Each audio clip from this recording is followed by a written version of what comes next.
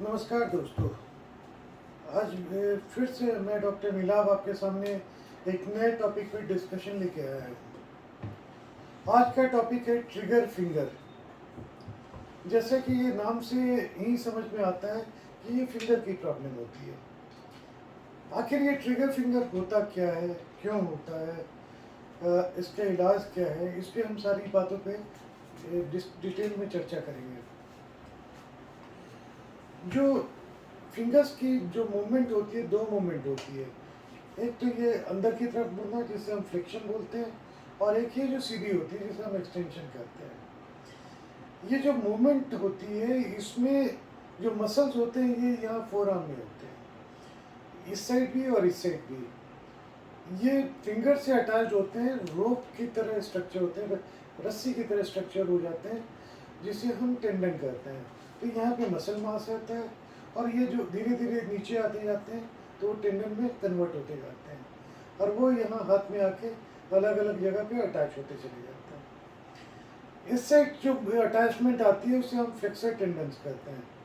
तो मसल्स हो गया, टेंडन्स हो गया और बोन हो गई, बोन पे आके टेंडन अटैच हो गया। इसके साथ ही एक और स्ट्रक्चर होता है जो अलग अलग जगह पे होता है, यहाँ पे होता है, यहाँ पे होता है, यहाँ पे होता है और इस जगह पे होता है।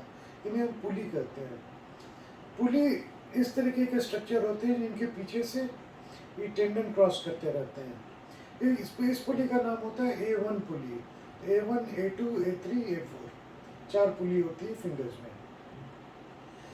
यूजुअली ये मूवमेंट बहुत ही स्मूथ होती है। जब हम ये फिंगर को ऐसे बेंड करते हैं तो वो टेंडन कॉन्ट्रैक्ट करते हैं और इस पुली के नीचे से क्रॉस करते हैं। फिर जब हम सीधा करते हैं तो ये फिर वापस अपनी जगह पे ये आ जाते हैं, मूव करते हैं। तो टेंडन की मूवमेंट होती है फिंगर की मूवमेंट के साथ साथ, क्योंकि टेंडन कॉन्ट्रैक्ट करते हैं फिर रिलैक्स करते हैं। इस पे होता क्या है कि सबसे पहले यहाँ की जो पुली है A1 पुली, इस पर किसी भी वजह से इन्फ्लेमेशन हो जाती है। जब ये स्वेलिंग हो जाती है तो जो स्पेस होता है इसके पीछे जहाँ से ये टेंडन पास कर रहा होता है वो नैरो हो जाता है। जब ये नैरो हो जाता है तो जब मूवमेंट हम करनी शुरू करते हैं तो पेन आनी शुरू होती है। तो जब भी आप मुट्ठी बांध करने की कोशिश करेंगे तो ये पेन आएगी। ग्रेजुअली अगर ये रिजॉल्व नहीं करता है, ठीक नहीं होता है, तो इस रगड़ काका के जो टेंडन होता है उसकी शीट में भी स्वेलिंग आनी शुरू हो जाती है और स्वेलिंग आते आते ग्रेजुअली गांठ बन जाती है। तो जब शुरू में जब स्वेलिंग आती है और हल्की हल्की गांठ बननी शुरू होती है तो होता क्या है कि जब आप ये बंद करते हैं तो बड़ी मुश्किल से ये बंद होता है, पेन होता है इसको पूरा बंद करने में। और जब आप स्ट्रेट करने जाते हैं फिर वापस पेन आनी शुरू होती है। जब ये गांठ बड़ी हो जाती है तो ये अटकना शुरू होती है। तो होता क्या है कि आपने मुट्ठी बंद की तो ये क्रॉस कर गया, इस तरफ नीचे की तरफ आ गया, लेकिन जब आप मुट्ठी खोलने की कोशिश करेंगे तो ये अटक जाएगी, वो पुली को क्रॉस नहीं कर पाएगी। और जब आप जोर लगाएंगे तो एक झटके से एक आवाज़ करके पॉप करके ये फिंगर आपकी सीधी होगी। इसीलिए इस कंडीशन का नाम होता है ट्रिगर फिंगर। की जैसे ट्रिगर आप दबाते हैं तो अचानक ट्रिगर रिलीज होता है, तो ऐसे ही जैसे ही वो नोड्यूल या गांठ क्रॉस करती है तो फिंगर आपकी सीधी हो जाती है। जब ये गांठ ज़्यादा बड़ी हो जाती है, नोड्यूल बड़ा हो जाता है, फिर ये अटक जाता है, फिर ये फिंगर सीधी नहीं हो पाती है और ये फिंगर यूजुअली ऐसे रह जाती है। ये जो है होता क्यों है, इसके होने के कुछ तो कारण होते हैं, कुछ बीमारियां होती हैं जिसमें होता है। जैसे डायबिटीज़ में ये बहुत ही कॉमन पाया जाता है। वैसे ही किसी को रिमेटॉइड आर्थराइटिस हो उसमें हो जाता है, थायराइड की प्रॉब्लम हो उसमें हो जाता है, साइनोवाइटिस हो किसी वजह से, नॉन स्पेसिफिक साइनोवाइटिस हो उसमें हो जाता है, या जब भी कोई हम काम कर रहे होते हैं जिसमें इसका काफ़ी काम होता हो, कोई चीज़ आपने ग्रिप करनी है या पिंच करना है, तब ये जो है प्रॉब्लम आनी शुरू होती है।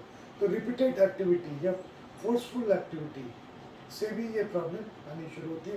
कॉमनेस कॉज यही होता है जो आप रिपीटेड कोई मूवमेंट करते रहते हैं। तो फीमेल्स में ये ज़्यादा होता है। जो लोग कंप्यूटर या लैपटॉप पे काम करते हैं, जो माउस पे काम करते हैं, वहाँ पे भी कंटिन्यूस फ्रिक्शन या दबने की वजह से ट्रिगर फिगर आना शुरू हो जाता है। जो लोग बहुत ज़्यादा मोबाइल पे टाइपिंग का काम करते हैं, उनमें भी ये ट्रिगर फिंगर होने का काफ़ी बड़ा रिस्क होता है। तो हमने ये पाया कि ये सारी एक्टिविटीज़ और डिजीज़ें जिसमें ये होती है, फीमेल्स में ज़्यादा कॉमन होता है। सिम्पटम क्या होता है?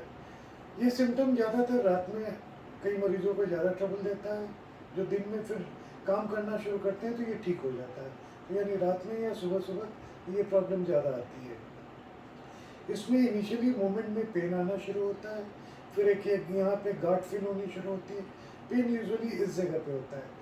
फिर फिंगर थोड़ी अटकनी शुरू होती है और बाद में फिंगर लॉक हो जाती है। फिर इनिशियली तो आप दूसरे फिंगर से पकड़ के इसको फोर्सफुली सीधा कर लेते हैं, लेकिन जब गांठ और बड़ी हो जाती है तो सीधी भी नहीं हो पाती और फ्लेक्शन कॉन्ट्रैक्चर बनना शुरू हो जाता है। फिंगर परमानेंटली इसी पोजीशन में हो जाती है। सबसे कॉमनली ये इंडेक्स फिंगर और थंब में प्रॉब्लम होती है। वैसे और फिंगर्स में भी हो जाती है, हो सकता है, लेकिन सबसे कॉमन जो फिंगर है वो इंडेक्स फिंगर है और थंब है। उसके बाद से रिंग फिंगर है, फिर ये मिडिल फिंगर है, सबसे कम इसमें लिटिल फिंगर में होता है। कई बार ये कई फिंगर्स में हो जाती है, स्पेशली रूमेटॉइड अर्थराइटिस या डायबिटीज़ में।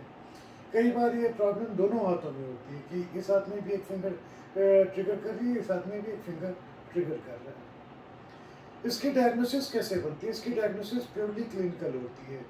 हम ब्लड टेस्ट करवाते हैं डायबिटीज़, रूमेटॉइड अर्थराइटिस, थायराइड वगैरह रूल आउट करने के लिए, कोई इन्फेक्शन हो, इन्फेक्शन को हम रूल आउट करते हैं।